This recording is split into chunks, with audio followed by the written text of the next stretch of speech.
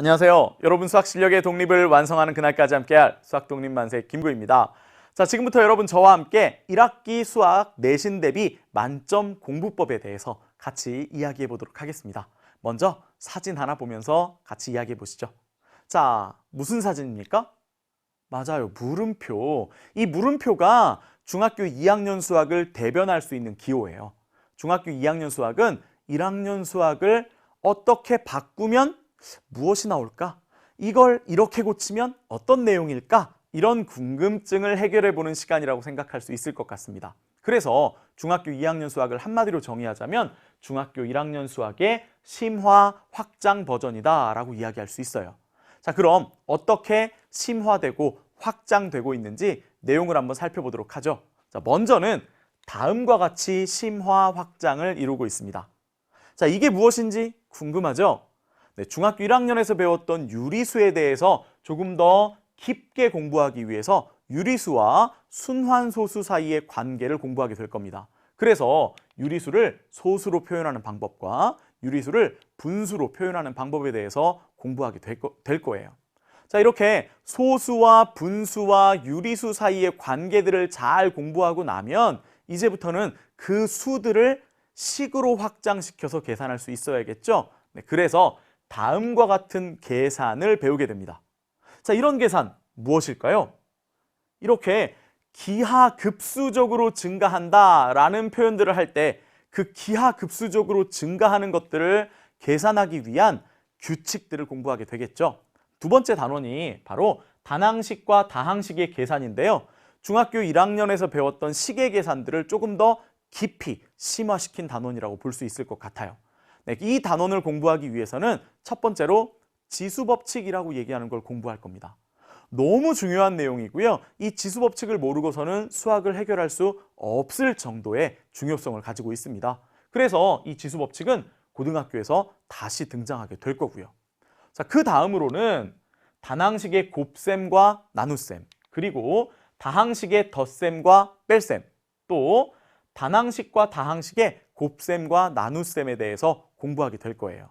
자, 이렇게 식들을 곱하고 나누고 더하고 빼는 연습들을 열심히 진행하면서 시험 문제에서는 식을 계산하는 문제들이 출제가 될 겁니다. 자, 이렇게 여러 가지 유형의 식들을 계산할 때 지수법칙을 활용해서 계산하게 되겠고, 그 지수법칙이 너무 중요하기 때문에 반드시 완벽하게 학습하고 넘어가야 하는 그런 단원이죠. 자, 그리고 나면 세 번째 단원에서 우리는 1차 부등식을 공부하게 될 거예요. 자, 1차 부등식이라고 얘기하는 것은 1학년에서 배웠던 1차 방정식에서 그 등호를 부등호로 바꿔준 겁니다. 1차 방정식에서 두 개의 식의 값이 서로 똑같아 라는 얘기를 했는데 똑같지 않고 한쪽이 더 크다면 어떻게 되지? 이런 고민들을 해결하는 단원이 바로 1차 부등식이죠. 1차 부등식에서는요, 부등식의 해와 그 성질에 대해서 공부하게 될 거예요. 이 부등식의 해와 성질 너무 중요하기 때문에 해의 의미에 관련된 문제들이 시험에 아주 자주 출제되고 있습니다. 자, 그 다음으로는요, 1차 부등식을 풀어내는 연습들을 진행하게 될 거고요.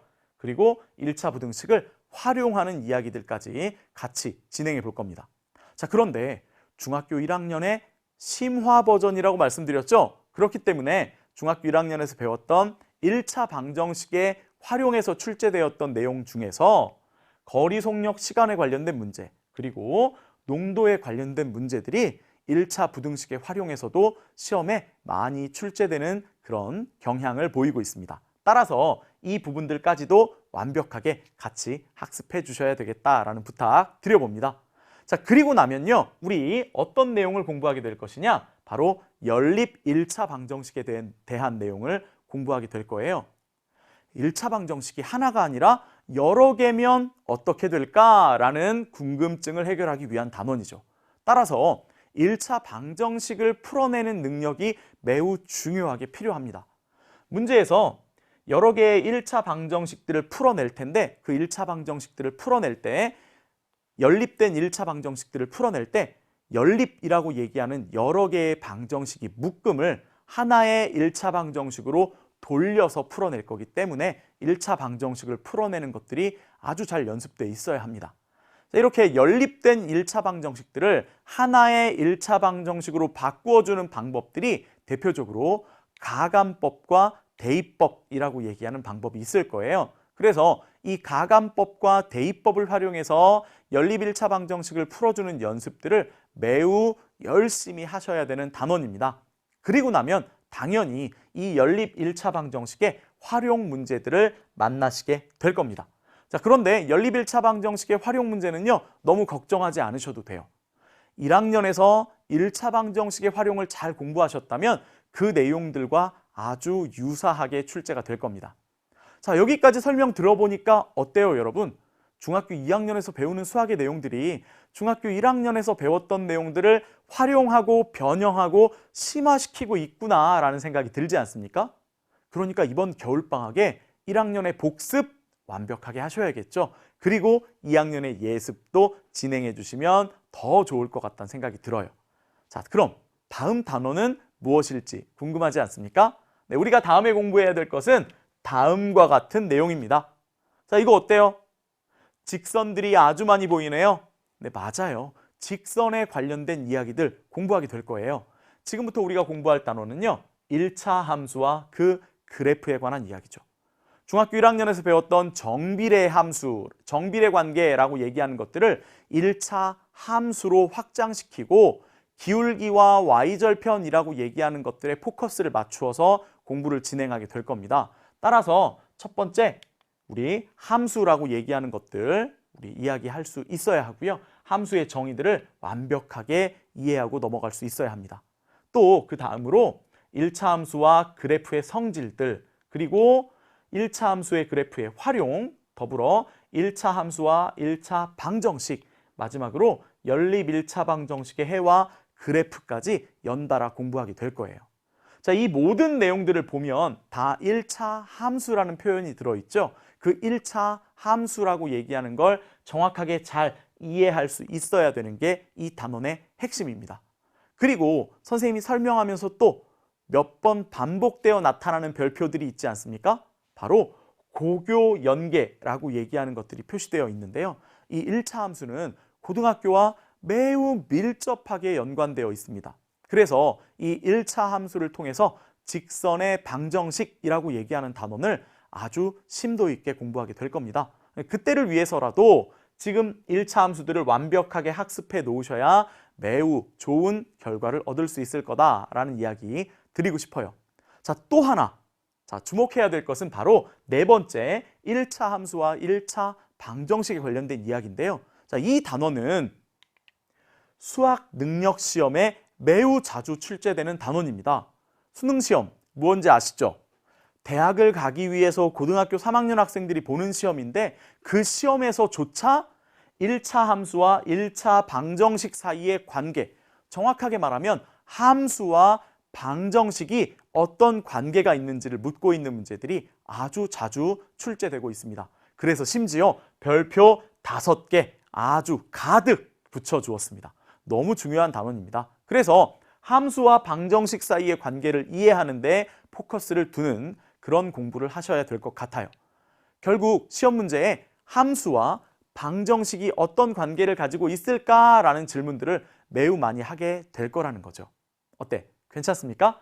자, 이 내용들을 이렇게 공부하셨다면 우리 중학교 2학년 1학기 수학을 아주 완벽하게 학습한 거라고 할 수 있겠네요. 자, 그러면 이 내용들을 이렇게 잘 공부하기 위해서 겨울방학을 어떻게 보내야 할지 생각해 볼까요? 선생님은 여러분께 3가지 부탁을 드리고 싶습니다.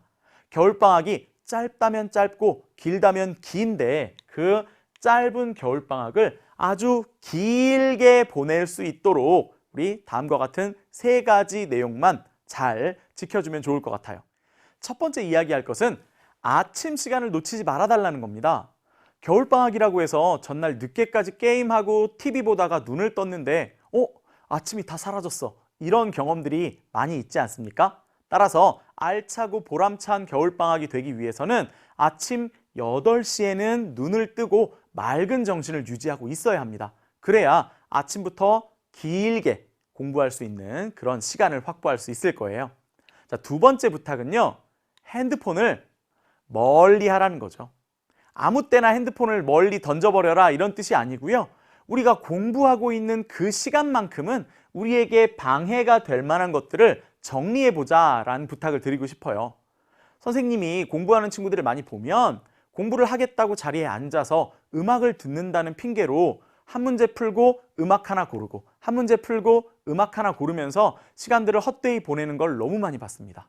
또 공부한다고 앉았는데 친구들의 카톡에 대답하면서 3시간 앉아 있었지만 실제 공부한 시간은 30분, 1시간밖에 되지 않는 친구들도 너무 많이 본 것 같아요. 따라서 30분을 공부하건 1시간을 공부하건 우리가 공부하는 시간 동안에는 우리를 방해할 만한 것들은 저 멀리 정리해 놓고 공부하는 습관을 들이면 아주 좋을 것 같다는 생각이 듭니다. 됐죠? 3번째 부탁드릴 건 그날 정해진 목표를 미리 정하고 공부해야 될 양들을 미리 체크하고 공부를 했으면 좋겠다라는 부탁 드려보고 싶어요. 공부를 5시간 해야지, 3시간 해야지 이런 것보다는 내가 오늘 1페이지부터 10페이지까지 공부해야지 이런 구체적인 목표를 세우고 진행하는 것이 여러분의 공부와 목표 달성에 훨씬 더 효과적일 거라는 생각이 듭니다.